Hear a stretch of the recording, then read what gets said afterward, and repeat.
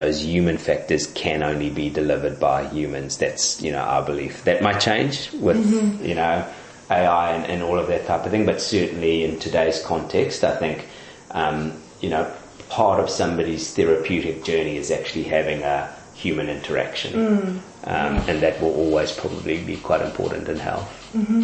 That's super interesting. Following up on that, the bionic strategy. Now you actually have human employees, but also digital employees, right? So it's pretty much like a hybrid leadership. Yeah.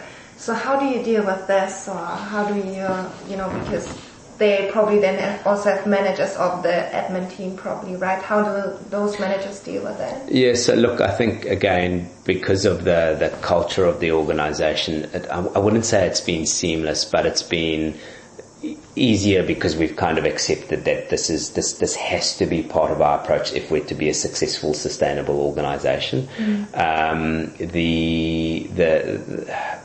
It's probably still a little bit niche. It's probably not as widespread as it is, because the team those digital employees sit in is kind of, they sit under our director of strategic programs. So it's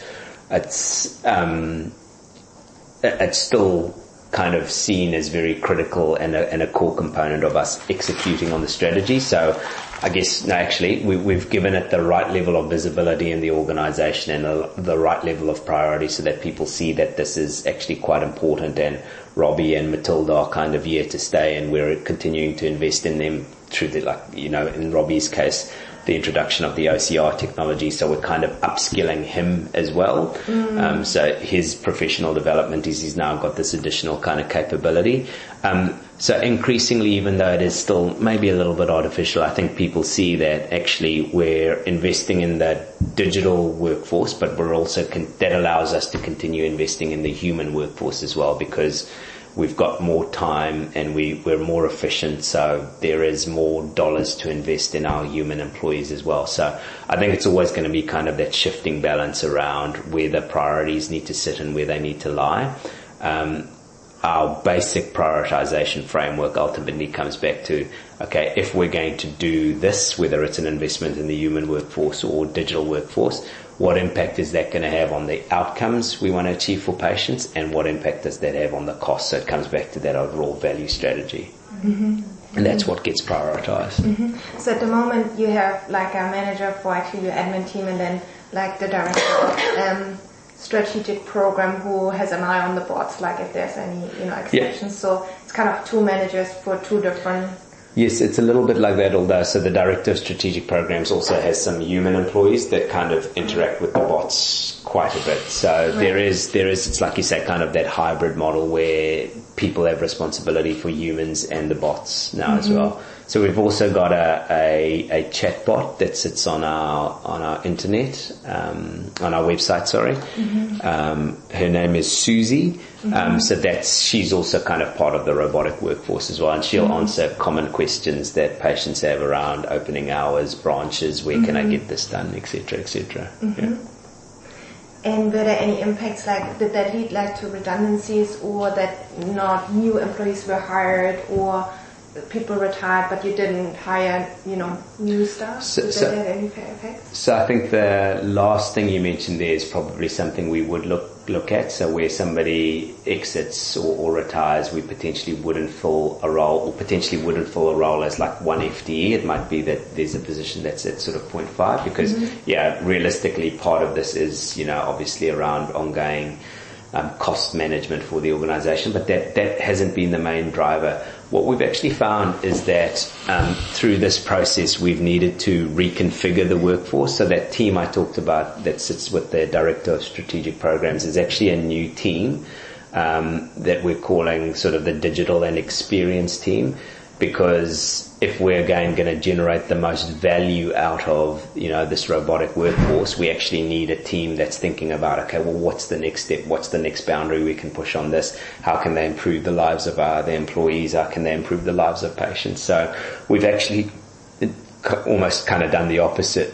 We've reconfigured and increased the workforce actually, because we want to get the most out of this technology and this approach. So we pulled some senior members in this instance of our call center team out to sit in that digital experience, and then we actually backfilled the people in the call center, because this is, this is probably a little bit, again, if we maybe learned lessons from other industries, what we found through the introduction of like the online bookings channel, and the use of RPA and that type of thing has been that the initial thought was, okay, we're going to shift 20% of the inbound calls coming into the call center to online activity, digital bookings.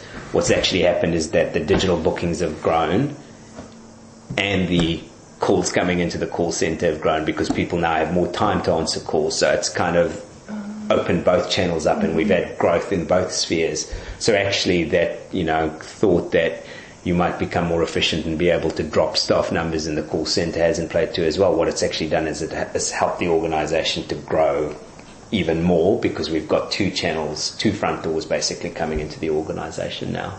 Interesting. Mm-hmm. And again, this comes back to, okay, well, what's actually good for the patient? Now patients can get through to us on the phone, or they can do their own thing online through a self-service portal.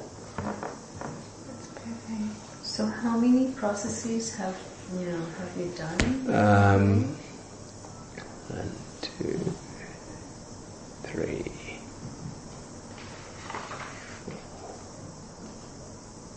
4, 5, 6. I think we're at 8 now. Mm-hmm. 8, so 8 across 2 bots. Mm-hmm. And then there'll be more in the pipeline. There's basically, a kind of requirements list we're working through. Mm-hmm. And so far, are they still all like in the admin departments, or are they also already in the clinical departments at the moment? So there's predominantly still admin and sort of finance and back office, but there's that one now that we've got with Robbie utilizing the optical character recognition technology, looking at referrals, so sort of making interpretations on who the doctor is as well. So it's started coming across into the clinical space too. We have also deployed two algorithms, to AIs to assist with clinical decision making. So that's doing a second read function for our radiologists in 2 areas, picking up CT lung nodules and picking up peripheral fractures, so fractures in people's arms and legs and that type of thing. So it does a review of the images, a review of the report the radiologists do, and then if it finds that something's been missed, it alerts the radiologist so that we can go back and correct the mistake. Okay, so it's kind of a second opinion. Yeah. Interesting.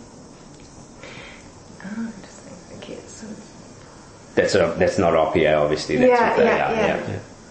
Cool. And with the referrals, so because the first process that you described, like before and after, was around the invoicing, right? Could you describe a little bit how it was before and now after RPA? For that one, referral comes in. The traditional process would be the human team member reads that referral, then makes the booking in our radiology information system. So part of that booking is obviously understanding who the patient is, but importantly who the doctor is or who the referring clinician is, so that we can send them the report. Often there'll be more than one doctor or clinician on that as well, because there's the GP as well as the referring specialist that need that information. So unfortunately, lots of opportunity for error in that. You read, you misinterpret the name, you make a typo in terms of when you're typing somebody's name in, you select the wrong person, etc. And so we did find that there were instances where we were sending the information to the wrong person, the wrong recipient. So what happens now is referral comes in, Robbie reads the referral, looks at who the referring doctor is and looks at who the copy to doctor is. Less chance of selecting or then putting the incorrect information into the RIS, because again, in that instance, there's just less likelihood that the robotic worker will make the mistake. It does also spit out exceptions, so where it can't understand that 2%, where it can't understand who the referrer is, it gets a human being, it says, I can't read this, therefore human being sort of needs to read it. But we've found, drastic reduction in the instances where we're sending the, report to the wrong person now, because it's been automated. Why is that? Because the OCR is more specific, like it can...